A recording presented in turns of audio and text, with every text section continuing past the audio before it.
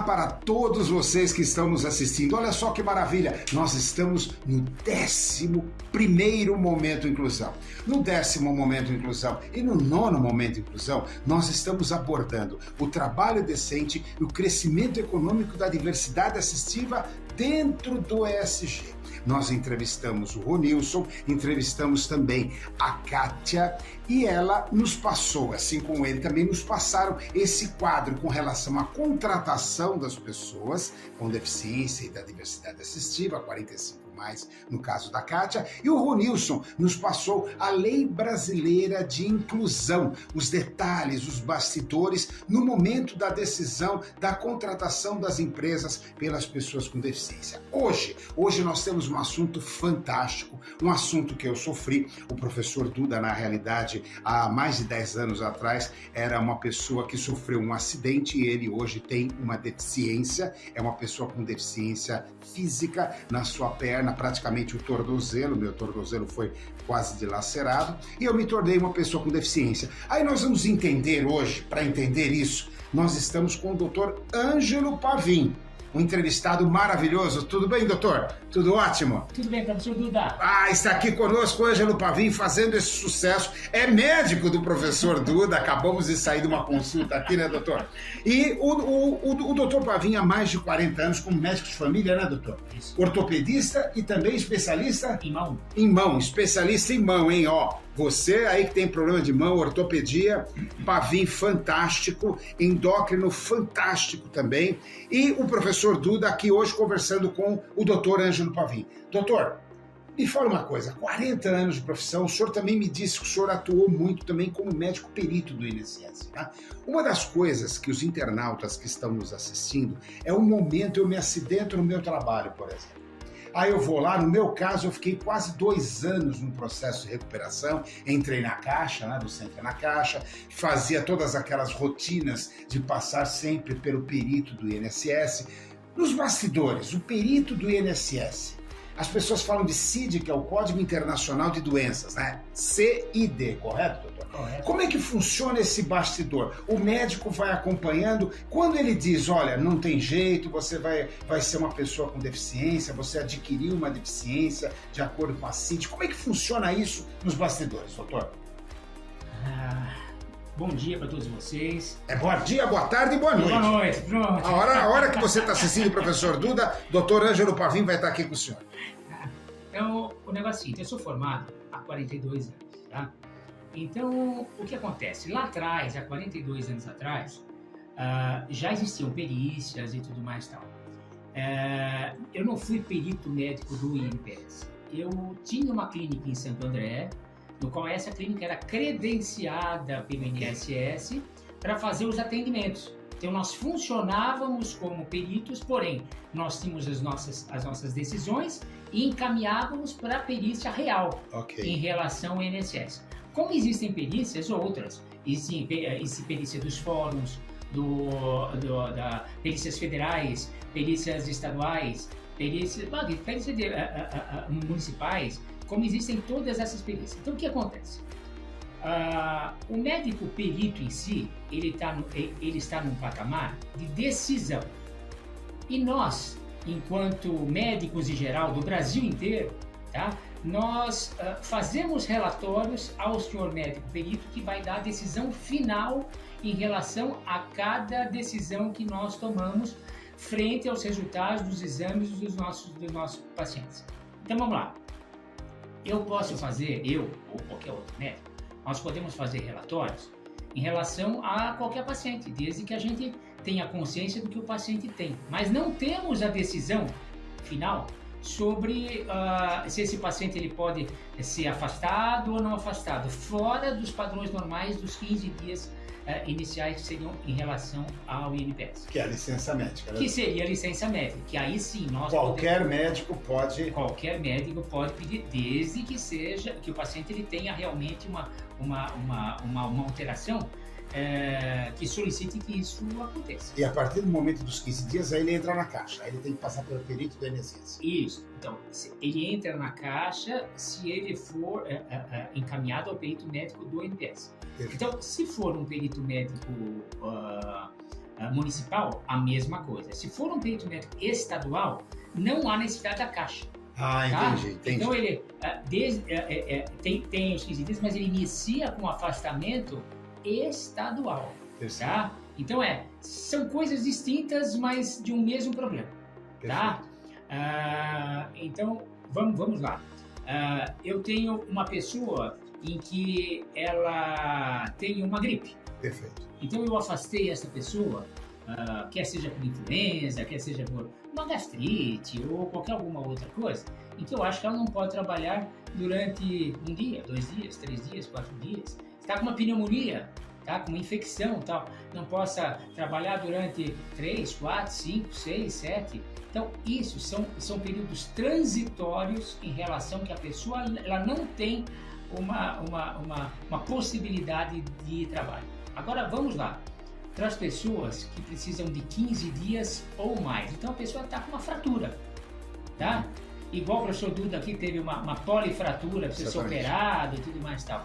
Então uma fratura ela precisa ser operada, aí foi feita uma redução para ele, foram feitos pinos, uma série de coisas no qual ele precisou ficar com tudo isso por mais do que 30 dias e tal. Bom, como é que você faz? Então até os primeiros 15 dias você fica pelo seu contratante, tá? E a partir do 11º dia, 16º dia, eu faço um relatório, encaminho ao senhor doutor perito médico do INSS para contar para ele o que aconteceu, tá? Juntamente com os raios-x, tomografias, aquilo que for, e juntamente com o relatório médico em relação à cirurgia e tal, falando para ele, olha, houve uma fratura assim, ele vai precisar ficar afastado durante tanto tempo com gesso, vai precisar depois ficar afastado.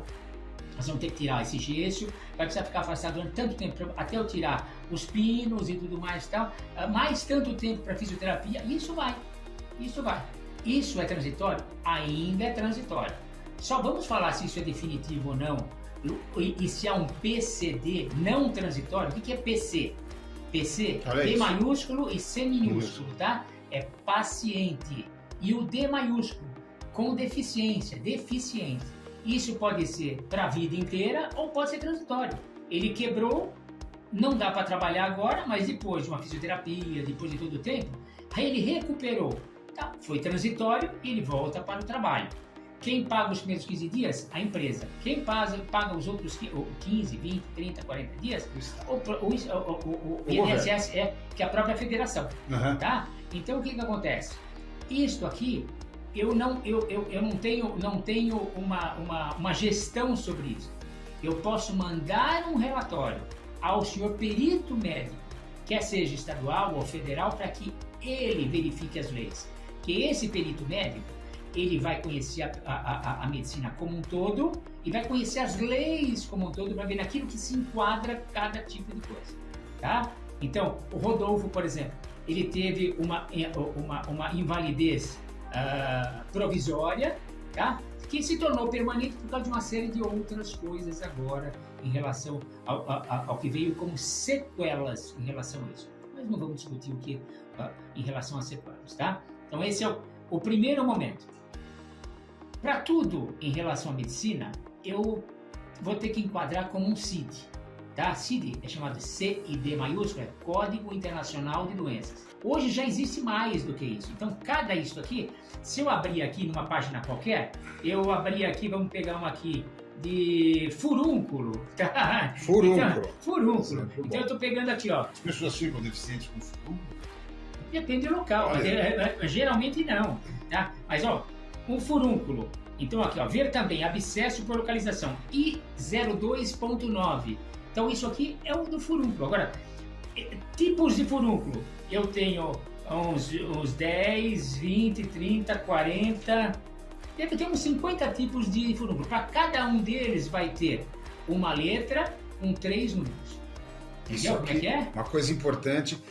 Se nós lembrarmos, me desculpa, doutor, se nós lembrarmos a entrevista da Kátia, a Kátia da Talento Incluir, ela fala do CID. Ela fala que o empregador, ao contratar uma pessoa com deficiência dentro da Lei Brasileira de Inclusão, dentro da lei do Ministério do Trabalho, ele analisa o CID, porque ele tem que enquadrar essa pessoa com deficiência, que era um paciente com deficiência, aí ele foi enquadrado pelo INSS, pelo perito, ó, não tem jeito, essa pessoa é com deficiência. Mas ele ainda pode trabalhar. Então aí ele vai ser contratado, analisando o CID e enquadrando dentro da sua deficiência, né, doutor? Certíssimo. Isso que é importante, que as pessoas não entendem. Mas espera aí, eu viro deficiente quando? Meu amigo, você vira deficiente, me pergunta, me perdoe, quando você não tem mais aquela... Você vai se arrastando, no meu caso foram 2 anos. Isso. 2 anos afastado, a partir do momento que o médico fala, olha, isso aí você vai ter sequelas. Exatamente. Sequelas, vamos falar de sequelas. Exatamente. A palavra é sequela. Quando o médico falou, você vai ter sequelas, então eu vou te enquadrar a sua CID. E ele determinou a CID 10, se não me engano, certo. né? Esse é o 10. É o 10. Esse é o 10. Mas o CID 10 porque está no 10º volume, né, doutor? Isso, e a partir do CID 10, que eu fui classificado na época, aí vem a minha deficiência, que é relativa ao tornozelo, o que eu tenho mesmo, doutor? Então, é assim, ó. A deficiência, vamos colocar aqui, o Rodolfo quebrou o tornozelo, tá? Então, no tornozelo nós temos 2 ossos, tá? Eu tenho aqui ali, mas depois eu pego, o professor Duda vai pegar. Então nós temos 2 ossos. Então, esses ossos, eles se encaixam, sabe? No calcâneo. Não. É esse aí. Não. É outro. Não, também não. Também não, mas vai. Eles se encaixam em relação ao calcânio. Então, tem que ter um movimento entre esses 2 ossos laterais e o calcânio que está aqui embaixo. Então, mais ou menos. É mais ou menos isso aqui, ó, tá? Então é o seguinte. Então nós temos aqui embaixo um osso que está para cá, tá? Que seria a tíbia. O outro que está aqui desse lado de cá, que seria o perônio. E os dois se encaixam nisso aqui que é o calcânio. Então eles fazem isso aqui com o calcânio no meio, tá? Então isso aqui com o calcânio no meio. Então ele tem que ter este movimento, tá? Junto com esse movimento, nós temos os tendões, nós temos os ligamentos, temos músculos, tem uma série de coisas. Então enquanto a gente faz uma cirurgia, coloca um pino e tudo mais, nós estamos colando o osso, colocando no lugar. Mas pode ser que depois de tudo isso, mesmo tendo colocado no lugar, a pessoa não tenha uma movimentação normal. Então, imagina que essa movimentação ela comece a ficar, olha, teria que ser assim. Ela faça uma movimentação assim. Limitada. Isso já é uma deficiência. Já é uma deficiência. Já é classificação. Já é uma classificação, só que uma deficiência leve. Deficiência leve. Também, deficiência leve, moderada e grave. Tá? E grave, agora, importante. Se ela tem isto e fizer isso aqui, ó, isto, é leve.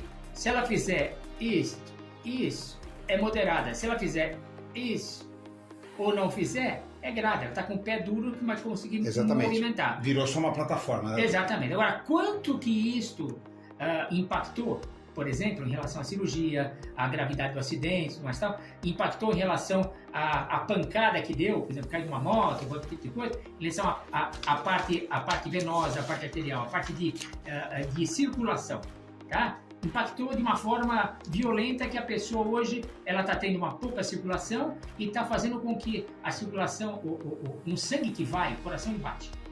O sangue que sai do coração e vai para o pé é o sangue arterial, tá? E tem um outro sangue que volta, que é o sangue venoso, só que ele vai por 2 vias. Ele vai por uma que desce e outra que sobe. Vamos lá, vamos fazer uma comparação muito simples, tá? Que não tem nada a ver com medicina, pelo amor de Deus, tá? Mas vamos supor que eu vou descer a Serra de Santos, tá? Então eu vou pela Imigrantes e volto pela Anchieta. A Imigrantes, o que vai é o sangue que pulsa, tá? Que é a artéria, o sangue vai. E ela vai ter que voltar pela veia. Então vamos supor que o sangue desça normalmente, mas na hora de voltar, por uma forma ou de outra, ele está tendo uma dificuldade. A Anchieta está congestionada. O que vai acontecer? Vai inchar o pé, vai inchar o tornozelo. Tá? Então, por exemplo, o professor Duda, diuturnamente, ele tem o tornozelo, o que teria que ser isto aqui, por exemplo, tá? ele tem isso daqui. E não tem a movimentação desse pé naturalmente. Então, ele tem uma deficiência. Não adianta falar o contrário. Exatamente. Existe uma deficiência. Que foi adquirida por um acidente, um trauma sofrido, etc. Isso, exatamente. Nós estamos falando só de deficiência. Estamos falando de deficiências adquiridas. Adquiridas. Tá? Existem as diferenças ainda na nascença. Exatamente. Tá? Então, uma pessoa ela pode nascer com uma deficiência. Exatamente. Tá? Não é porque é PCD que é uma deficiência só de um acidente e tudo mais tal. Tá? Uma pessoa ela pode nascer com ou ter uma poliomielite, tá? E pronto, é uma deficiência. A pessoa pode ter um déficit cerebral, que é outra deficiência. E a partir daí ela vai ter a classificação na CID. Aí, a partir daí ela vai ter essa classificação. Tá? E é a partir daí que o profissional de recursos humanos vai analisar e vai falar, opa, peraí, você é um deficiente auditivo, qual a sua classificação na CID? Ah, você é um deficiente visual, você é um deficiente físico, qual a sua classificação? Um deficiente intelectual, um deficiente sensorial, que eu já falei, o auditivo e tal. E aí são as várias deficiências que são classificadas no relatório, né, de contratação do profissional. Mas lá atrás ele sofreu um acidente que provocou limitações, sejam elas físicas, sensoriais, sejam elas quais forem. Houve uma causa. Houve uma causa, sempre há uma causa. Ou ele nasceu ou ele adquiriu isso na vida dele. Gente, são esses linguajares que existem no mercado, mas espera aí, ficou deficiente como? Como aconteceu? Nós temos os nossos movimentos, entre aspas, que são classificados dentro de um padrão de normalidade. Exatamente. Né, fugiu daquilo, você está na faixa da deficiência. Da deficiência. É isso aí. Não há segredo nisso. A CID está aí. São quantos itens na CID, doutor? Não sei. Um milhão de itens na CID. Eu acho que até mais. Até mais. Você vê que a letra é minúscula. Só de páginas aqui, que a CID está mostrando, tem 1000 páginas. Doutor, deixa eu fazer uma pergunta que isso me interessa em particular ao professor Duda, tenho certeza que ele está nos assistindo também. Então é uma verdadeira obra de engenharia classificar uma pessoa com deficiência na CID, né? Porque tem que se analisar uma série de fatores, né, doutor? Por isso que existe não é briga, não vou falar que é briga, porque o médico não vai brigar com o corpo, mas muitas vezes o pensamento de um profissional não vai bater com o pensamento do outro profissional. Tá? Então um profissional ele pode falar que ele está com, vamos colocar que um grau de deficiência ele tenha 5 cruzes, tá? E quanto maior o número de cruzes, maior a deficiência, eu posso achar que ele está com 5. O senhor doutor perito médico pode achar que está com 4, com 3, com 2. Isso dá maior briga jurídica, trabalhista, no caso da aposentadoria por invalidez. Exatamente. Se você tiver com 5, é uma aposentadoria por invalidez. Se você não tiver, você está apto a retornar ao trabalho mesmo deficiente. Exatamente. E galgar uma dessas, como é que se fala? Quando você pega a firma que pode exatamente, contratar. Que são empresas que estão capacitadas para a contratação de pessoas com deficiência. Está claro isso? Está claro isso para vocês, o exemplo das cruzes? Se eu tiver com 5, eu não estou apto a ser contratado como pessoa com deficiente, porque a minha deficiência ela é tamanha que ela me inviabilizou, me invalidou. Aí a aposentadoria por invalidez, certo, doutor? Exatamente. Agora, se eu estou ainda apto, eu estou num grau 3 da cruz, como ele citou aqui, aí eu estou apto para ser contratado, junto da Talento incluir, por exemplo, da Kátia, me colocar de retorno de volta ao trabalho, aonde o departamento de RH vai analisar o quê? A minha CID, vai pegar a minha profissão, isso está lá. Está lá especificado os laudos médicos. Exato. E ele vai me contratar como pessoa com deficiência, é isso. Se não me engano, eu posso falhar agora, tá? Mas se não me engano, seriam empresas em que tem 100 ou mais funcionários. 100 ou mais funcionários, está certíssimo. A cada 100 funcionários, uma pessoa, 200 e a partir daí. Se não me engano, a cada 100 funcionários, uma pessoa, 2%, eles podem ser admitidos com pessoa com deficiência. Com PCD. Isso é o exigido pela lei. Claro que pode admitir os 100 funcionários. Não tem problema nenhum. Não há problema nenhum. Esse é o mínimo exigido pela lei. Gente, doutor Bravin, mais algum comentário para que as pessoas possam estar nos assistindo? Eu acho que o mais importante disso é o seguinte. Primeira coisa, sabe? Busque um médico de confiança seu. Não vai pela propaganda. Não vai que o doutor Ângelo é isso, que outro é aquilo, aquilo outro. Sabe, eu acredito que o médico ele tem que ter a isenção de analisar uma determinada coisa independente de ser amigo do doutor aqui, amigo do professor lá, ou isso, aquilo, tá. Porque, veja bem, o doutor Ângelo ele vai fazer um relatório, como qualquer outro médico faz um relatório, e vai encaminhar esse relatório ao senhor doutor perito médico. E cabe a ele, sim, a decisão final. Se o doutor Ângelo fizer um relatório ruim, o perito ele vai negar o relatório. Entendeu? Então tem que ter uma condição médica associada junto com exames e junto com a verdade em relação aos fatos. É um fato, tá? Eu não vou colocar uma pessoa lá que vai começar a mancar na frente do médico. O médico não é trouxa. É isso aí, presta atenção.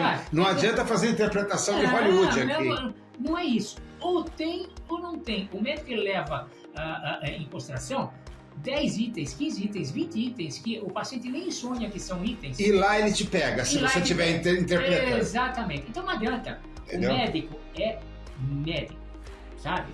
Médico ele tem que ter a lucidez na hora de fazer um relatório, como tem que ter a lucidez na hora de tratar, como tem que ter a lucidez e o conhecimento na hora de fazer uma cirurgia, o conhecimento na hora de pegar e fazer uma análise e fazer toda uma conjunção de coisas para falar, ó, você está com uma PCD, ou então, ó, você não tem uma PCD, a sua PCD é provisória. Então, você está com uma gripe, tá? Você está com vírus, tá com uma bactéria, precisa disso. Você tá com Covid, vamos ter que fazer. Só que a sua Covid dá para tratar em casa, tá? Só que você cuidado com isso. Olha, são tantas variáveis. São tantas variáveis. Sabe? Que não adianta a gente falar, sabe? É assim, assado e tal. Para cada uma vai ter uma análise a ser feita.